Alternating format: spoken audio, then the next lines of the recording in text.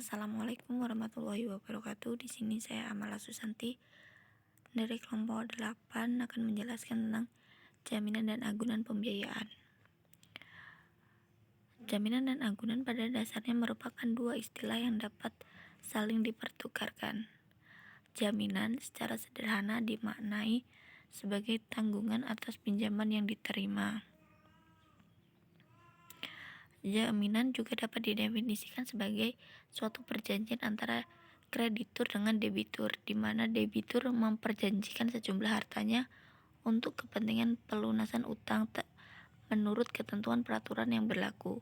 Apabila waktu yang telah ditentukan terjadi kemacetan pembayaran utang debitur.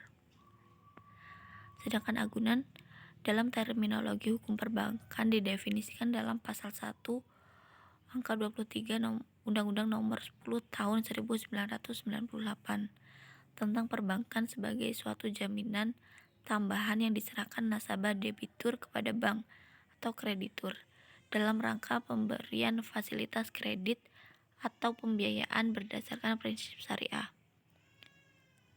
Sedangkan pasal 1 26 Undang-Undang Nomor 21 Tahun 2008 tentang perbankan syariah menyebutkan agunan merupakan jaminan tambahan baik berupa benda bergerak maupun benda tidak bergerak yang diserahkan oleh pemilik agunan kepada bank syariah atau UUS guna menjamin pelunasan kewajiban nasabah penerima fasilitas.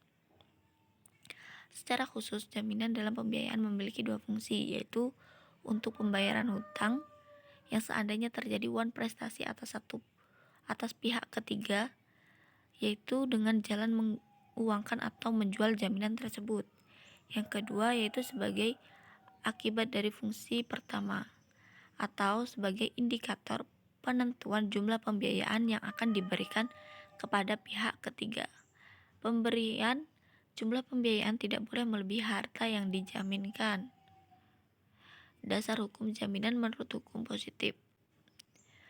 Penyerahan jaminan pembiayaan oleh debitur kepada bank dapat dikaitkan secara langsung maupun tidak langsung dengan peraturan perundang-undangan di Indonesia, antara lain dalam ketentuan Undang-Undang Nomor 7 Tahun 1992 tentang perbankan sebagaimana telah diubah dengan Undang-Undang Nomor 10 Tahun 1998.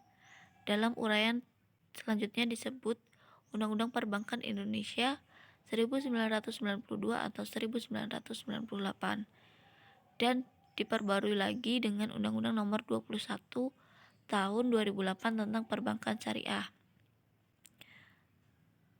Dasar hukum jaminan menurut hukum Islam.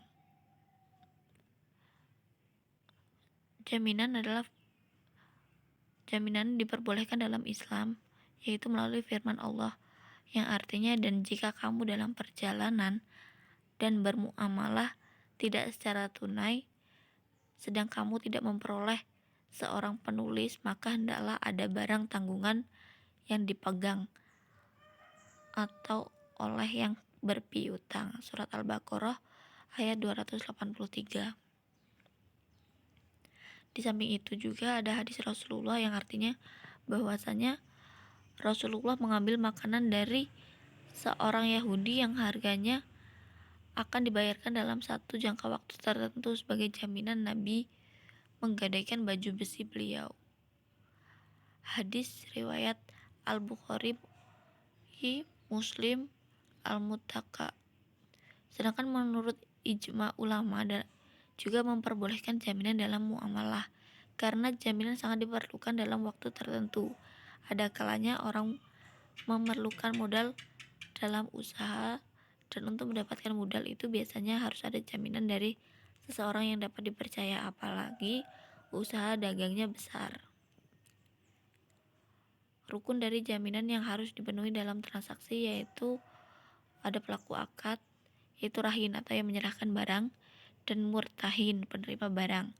Yang kedua yaitu objek akad, yaitu marhun barang jaminan, marhun bih atau pembiayaan, dan yang terakhir yaitu sigot atau ijab qabul.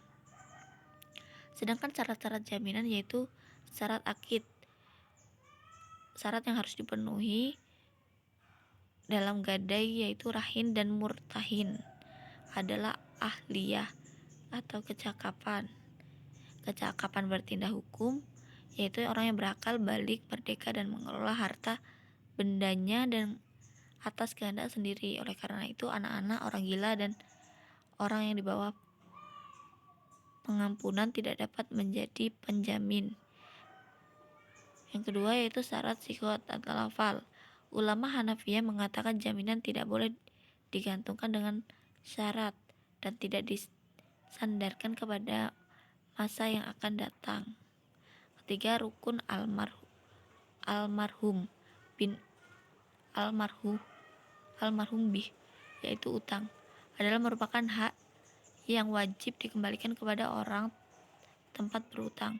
Utang itu boleh dilunasi dengan agunan itu dan utang itu jelas dan tertentu. Yang keempat, cara almarhum itu barang yang dijadikan agunan. Menurut para pakar fikih adalah barang jaminan atau agunan itu boleh dijual dan nilai seimbang dengan utang. Barang jaminan itu bernilai dan dapat dimanfaatkan. Barang jaminan itu jelas dan tertentu. Agunan itu milik sah orang yang berutang. Barang jaminan itu tidak terkait dengan hak orang lain. Barang jaminan itu merupakan harta yang utuh, tidak bertebaran, boleh bertempat. Barang jaminan itu boleh diserahkan baik materinya maupun manfaatnya. Jenis-jenis jaminan dan agunan. Jaminan dapat dikelompokkan menjadi dua golongan yaitu jaminan utama dan jaminan tambahan. Jaminan utama adalah barang-barang bergerak maupun tidak bergerak yang dibiayai dengan pembiayaan atau merupakan objek pembiayaan. Sedangkan jaminan tambahan yaitu barang, surat berharga, atau garansi yang tidak berkaitan langsung dengan objek yang dibiayai yang ditambahkan sebagai agunan apabila dalam penilaian pembiayaan atau analisis pembiayaan bank belum memperoleh keyakinan atas kemampuan dan kesanggupan debitur untuk melunasi hutang sesuai dengan yang diperjanjikan. Dasar-dasar penetapan nilai jaminan. Penilaian jaminan perlu dilakukan bank sebab hasil penilaian akan memberikan informasi seberapa besar nilai jaminan tersebut dapat mengcover plafon kredit yang diajukan debitur. Semakin besar nilai jaminan akan semakin besar kemungkinan aplikan memperoleh kredit dengan jumlah yang besar.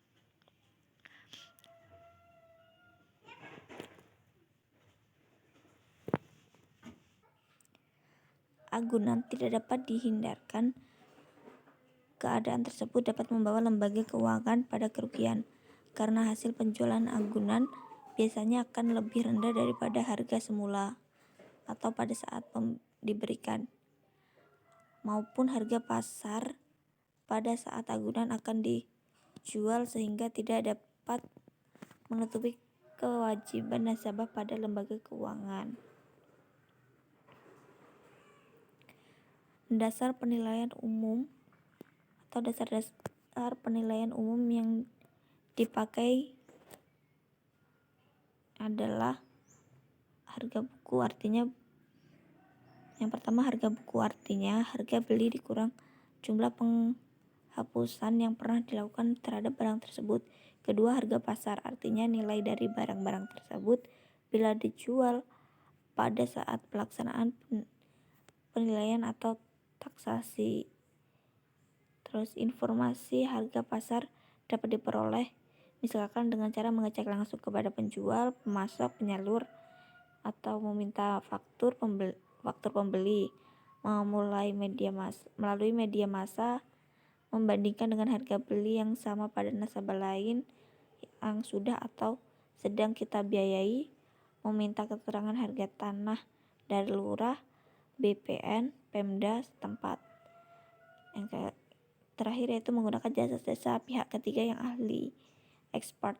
seperti asuransi, dinas perdagangan dan perindustrian, lembaga-lembaga atau perusahaan penilai atau appraisal company. Yang ketujuh yaitu nilai jual objek pajak NJOP yang tercantum dalam PBB. Pengikatan jaminan. Pengikatan jaminan akan memberikan kenyamanan bagi pihak-pihak yang bertransaksi.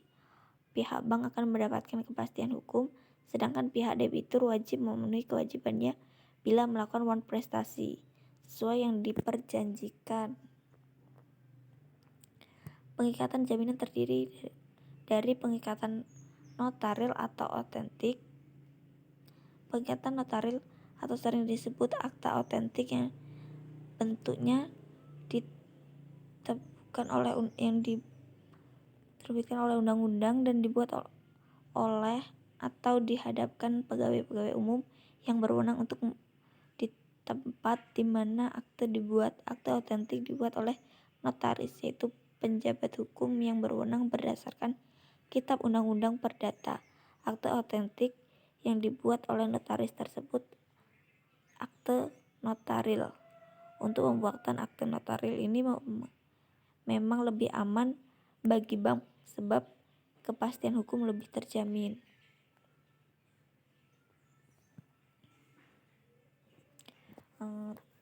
Demikian presentasi dari saya, kurang lebihnya saya mohon maaf. Saya akhiri, wassalamualaikum warahmatullahi wabarakatuh. Sekian dan terima kasih.